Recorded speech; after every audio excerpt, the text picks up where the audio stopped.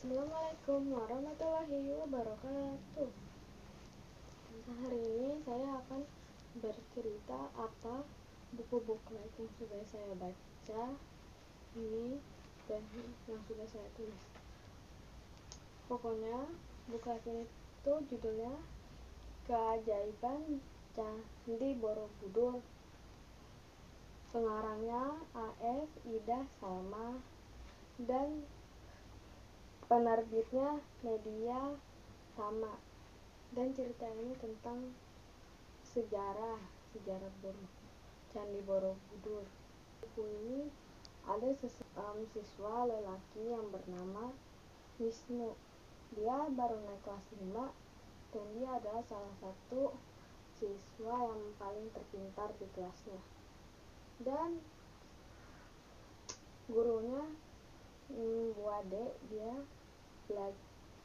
dia belajar tentang keajaiban Candi Borobudur dan asal usulnya dari mana, berapa jumlah bangunannya,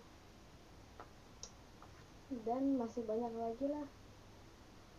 Dan si Wisnu ini dan teman-temannya menarik dengan cerita dari Bu Ade ini, dan mereka menelusuri kisah Candi Borobudur ini sampai ke ujungnya.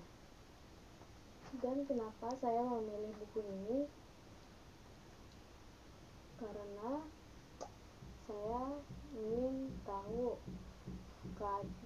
Candi Borobudur itu kayak gimana sih. Ya, ternyata di Candi Borobudur saya kira hanya ada 999 bangunan saja. Ternyata masih banyak, sekitar 2 juta lebih semua bangunan di Candi Borobudur.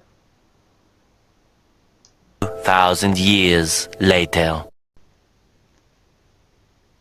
Dan lalu Panji bilang, Bu Ade, bagaimana jika beragama lain mengikuti acara Waisak?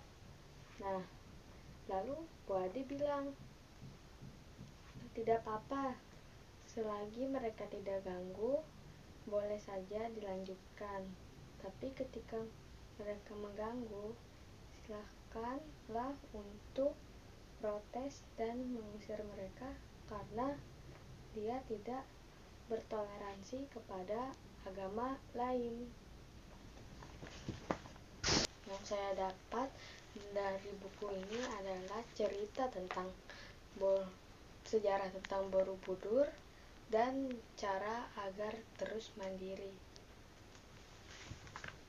Dan juga walaupun saya Islam, saya ingin toleransi kepada agama lain dengan membaca buku ini. Nah, Candi Borobudur ini dia itu lebih ke agama Hindu.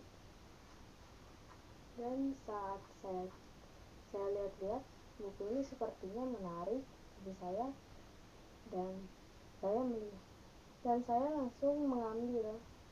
Mungkin saya tahu kenapa buku ini dinamakan Keajaiban Candi Borobudur, karena UNESCO pernah mencatat 7 keajaiban dunia, dan salah satunya adalah Candi Borobudur yang terletak di Indonesia, dan yang lainnya masih ada di negara lain.